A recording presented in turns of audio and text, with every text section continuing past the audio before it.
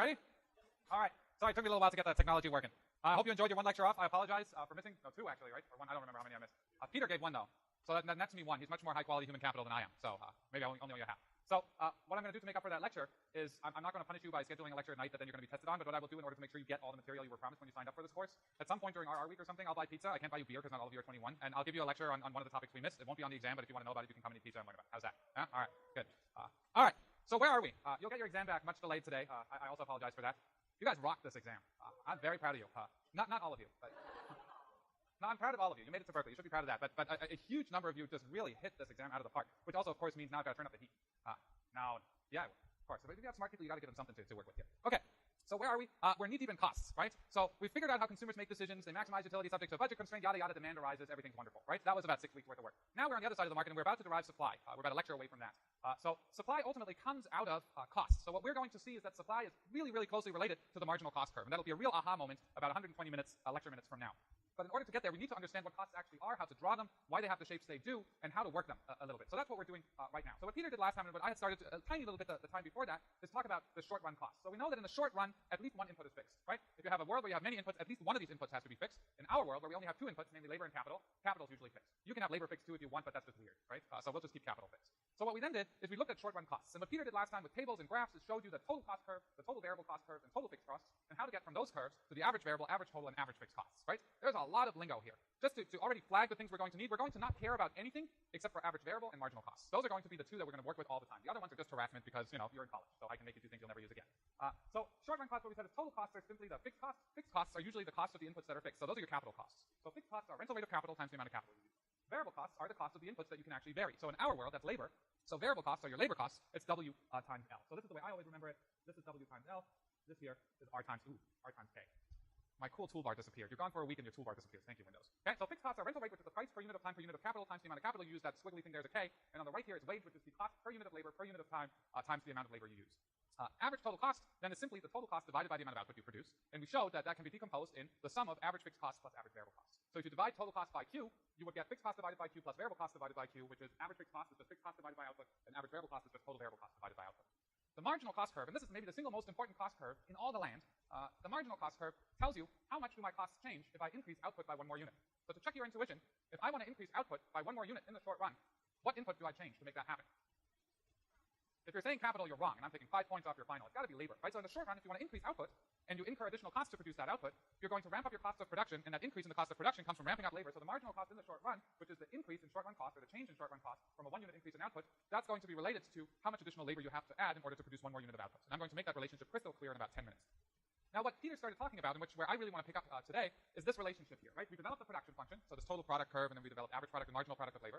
And then we developed these U-shaped average variable, average total, and marginal cost curves, and one sort of looked like a flip of the other, right? So what I'm going to show you shortly is that there's a one-to-one mapping in the short run between the average and marginal product of labor and the average variable cost and the marginal cost curve, which means that all cost curves that we really care about are ultimately driven by the shape of the production function, which is technology. So while we economists are so awesome and so cool, really what drives the shape of the marginal cost curve, which ultimately will be supply. Oh, now I've spilled the secret. That's not good. Ignore I said that. I'm going to make a big song and dance about that next time. But the point here is that what ultimately is going to govern how much we produce, which is going to be marginal cost curve here, is fully dependent on the technology of production. So while we economists think we're all so cool, it's really the engineers that run the show. And that's unfortunately always true, right? Maybe not unfortunately. If you're an engineer, congratulations. The other thing we talked about briefly, next time we will pick this up again when we talk about welfare, are taxes. I need you to understand that a specific tax is a per unit of production tax, right? So a certain number of dollars per unit produced or consumed, doesn't really matter. So this is crossing the Bay Bridge once, or 1 unit of Bay Bridge crossing you pay. It's complicated now. Either 4, 5, 6, or through carpools pay, $1.50, $2. There's variable price, there's congestion pricing, which is a wonderful thing, but that's a different story. But a one-time dollar fee per unit, that's a specific tax. That's different from a value-added tax, which is a percent of the value of the good you buy, which is like the sales tax you currently have. We don't talk about value-added taxes here because they're very similar to specific taxes. They just make the drawing a little bit more complicated. And then we have the economist's least favorite tax, which are lump sum taxes. They're one-time fees that are independent of quantities and don't change people's optimal behavior, as we'll see soon. So remember these two types of taxes. If you forgot them, look in your textbook and refresh your memory. Okay, let's draw. You ready? Quick drawing lesson. I feel like I haven't drawn in a couple of weeks, so I'm going to challenge myself with 4 drawings at once. But what I want to do here is I want to create this link between the total product curve that we had a couple of weeks ago and these cost curves, which to me is a really, really cool link that is unfortunately underappreciated very often. Back off. Here we go. Favorites? There we go. Okay, so what I'm going to draw here is I'm going to put quantity here, and I'm going to put labor here, and I'm going to put APL and MPL here, and I'm going to put labor here. So I'm going to draw something that we've drawn many times that you practiced for your midterm like crazy, and then I didn't really make you do anything with it. But the point here is, don't worry, you'll get to practice. The point here is we had a total product curve that was like a U shape like this, and then an inverse U shape on top. That's my total product curve. What we then did is we drew lines. We drew lines from the origin to the curve here. So the line that's tangent to the total product curve that comes out of the origin. At this point, average product of labor goes from being increasing to decreasing, right? So if we draw our average product of labor, increasing to decreasing. Marginal product of labor goes from being increasing to decreasing right at this inflection point right here, then cuts through the top of the average product curve right at this point that we've drawn here, and then goes to negative right at the top of the total product curve. So if we draw a straight line, still a little bit shaky here. But if we draw the straight lines down here, so marginal product goes from increasing to decreasing right here, cuts through the top. Ooh, that's an ugly curve. But that's my marginal product of labor. Right, looked prettier last time I drew it. It's supposed to go like that. We've drawn this 1,000 times by now. This is boring. Max, what about total cost curves? Well, I'm glad you asked. So, last time in the slides I gave Peter, I pre-drew this for you. So on the cost curve on the axes, on the y-axis you have dollars, on the x-axis you have quantity, right? This is different from total product, where total product you have output on the y-axis and an input, namely labor, on the x-axis. Now I have dollars on the y-axis and output on the x-axis. So I'm going to label this to make sure. So these are my cost curves, and this here is my total product curves. You ready for this? This needs a stretch. There we go. All right. I'm nervous. Okay, total variable cost. Very beautiful, Max. Then I'm going to say that there's 3 little squares of fixed costs. Okay, I'm just making this up now. So this is fixed cost. And total cost is just fixed cost plus total variable cost. So you vertically add up the total fixed cost to the total variable cost. So you essentially redraw the total variable cost just, yikes, Max. Boo. Okay, so 1, 2, 3. 1, 2, 3. So this is total cost. So the distance between these two curves here is always 3 boxes. But Max, it doesn't look like it has the same distance everywhere. That is an optical illusion. Lines that are steeper, right, appear to be closer together vertically than lines that are flatter. So if I was tall enough to actually measure here, I approximately drew this so they're exactly the same vertical distance apart, these lines. So why did you draw this, Max? Well, what we're really ultimately going to be interested in is going to be average variable, average total, and marginal costs. So what are average variable costs? Well, we note that the average product is the slope of the line from the origin to any point on the total product curve. So average variable cost is going to be the slope of a line from the origin to any point on the, did I just say average variable cost? So the average variable cost is going to be the slope of the line from the origin connecting to any point on the total variable cost curve. So let's zoom in here. Zoom. Oh, no, okay, there we are. Beauty. So if I connect a line from the origin to the total variable cost here, so the connection, do I wear shoelaces? I am wearing shoelaces today. Glad I didn't wear my Velcro shoes. Okay, so what happens as I go further out? I'm going to need a second shoelace. I know it's kind of gross, but it's the only way it works. Glad I took sailing lessons when I was a kid. I can make knots. Okay, they don't teach that in school anymore.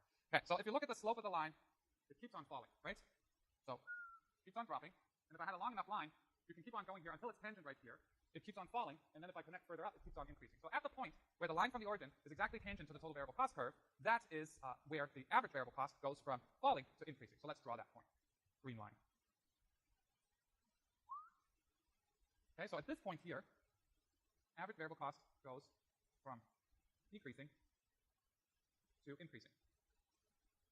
We can do the same thing with the total cost curve if we want to worry about average total cost, right? So if we draw a line from the origin that's tangent to the average total cost curve, right here, there'll be a quantity where average total cost, right here, average total cost goes from decreasing to increasing.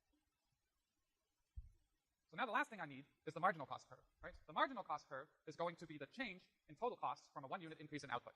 So it's the slope of the total cost curve, right? If I go 1 unit of output, how much do costs change? It's the slope between any 2 points on the total cost curve. So it's the slope of that. A white line here is a really bad thing to use. Use the iPhone. Glad I didn't buy the white one, all right? So think of the upper edge of my iPhone 6 right here. I love this phone. See how it flattens out? Keeps on flattening until we get to this inflection point right here, and then if we kept on going further up, it would start increasing. Well, the beauty of this is, what's making total cost going up? Is it labor and capital, or is it just cost of labor? Just cost of labor, right? What's making total variable cost go up? Just cost of labor. So the slope of the total variable cost curve, and the total cost curve at any quantity is exactly the same, because the total cost curve is just the total variable cost curve shifted up by total fixed cost. So you can read marginal costs of the slope of the total variable cost curve, right? Flat here. So it goes from decreasing until the inflection point to increasing. Whoa, what happens here? It's exactly equal to average variable cost and keeps on increasing. So what we've got here is we've got a point, this inflection point right here, and right here. Right? At this quantity, marginal cost goes from decreasing to increasing. And what's true at this point right here about marginal cost? So the slope of the red line at this point is exactly equal to the slope of the green line. The slope of the red line is marginal cost. The slope of the green line is average variable cost. So at this point right here, marginal cost is equal to average variable cost. Whoa, there is so much going on here. Are you ready for one more? No, Max. I thought you'd come back and go all slow and, it'd be a nice, easy lecture. No. I got time to make up. All right, I'm joking. We can slow it down a little bit. But if we kept on going, if I were a giant, right, kind of, but not really. 6.5 is not a giant. But the point here is if you look at the slope of the total cost curve right here, this curve at this point and the green line, the slope of the red curve, the total cost curve, and the slope of the green line is exactly the same at this point. So marginal cost is also equal to average total cost at this point. And now the nightmare is complete. Look at this mess. So what do we have here? Right? What we have here is essentially we've got one point right here where the marginal cost curve goes from decreasing to increasing. We've got one quantity here where average variable cost goes from decreasing to increasing. And we've got one point right here where average total cost goes from being decreasing to increasing. At these inflection points where average variable cost and average total cost curve go from being decreasing to increasing, average variable cost is equal to marginal cost and average total cost is equal to marginal cost. So what we've got is average variable cost and marginal cost are the same at the minimum of the average variable cost. So the marginal cost curve cuts through the average variable cost at its minimum, and it cuts through the minimum of average total cost as well. So let's draw this, all right? And then I'll tell you what you actually have to remember for your future success in life. Okay, one quantity here, then this quantity right here is important, and then this quantity right here is important. Okay, I always draw average variable cost first because it's my favorite cost curve. Okay, so average variable cost curve reaches its minimum right here. So it looks something like, no, that's terrible. C max.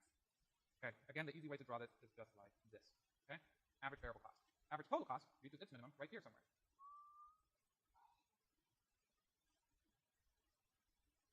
You should get a better ringer. And then marginal cost goes from being decreasing to increasing here, cuts through the minimum of average variable cost, and then cuts through the minimum of average total cost. That's marginal cost. All right? Bit of a nightmare to draw.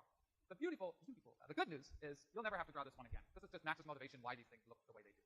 So what you will have to draw again in the future is the average total, average variable, and marginal cost curves like this. So when I draw these, I don't even think about it. I actually have a stamp in my office that draws these, okay? Because I draw them so much. I don't even think about it anymore.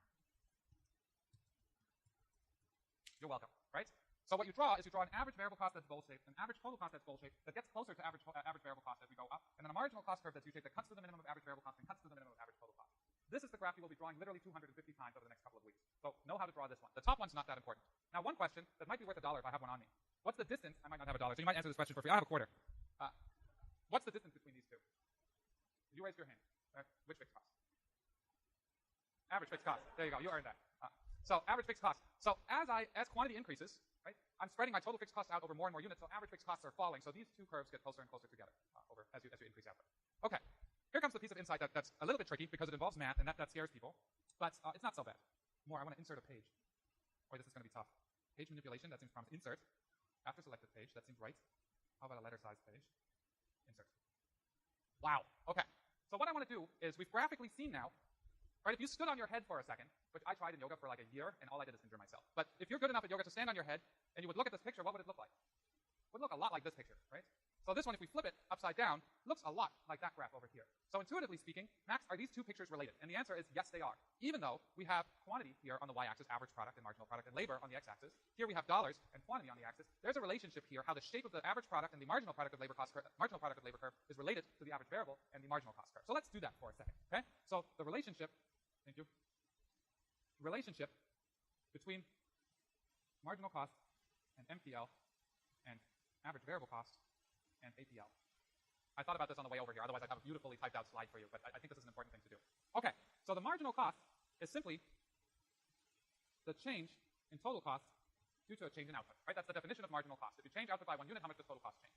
Well, the only thing that changes if you change output in the short run is variable cost. So I can just write this as the change in total variable cost due to the change in output, right? Because it's only labor that changes, and the total cost curve is just an upward shifted version of the total variable cost curve, so they have the same slope. That's ultimately what marginal cost is. Well, let's write out what total variable cost is. So change in wage times labor, those are our variable costs, because labor is a variable input, times the change in quantity. The change operator is linear, right? And since wages are taken to be constant, wages don't change as you hire more labor in this particular setting. Could be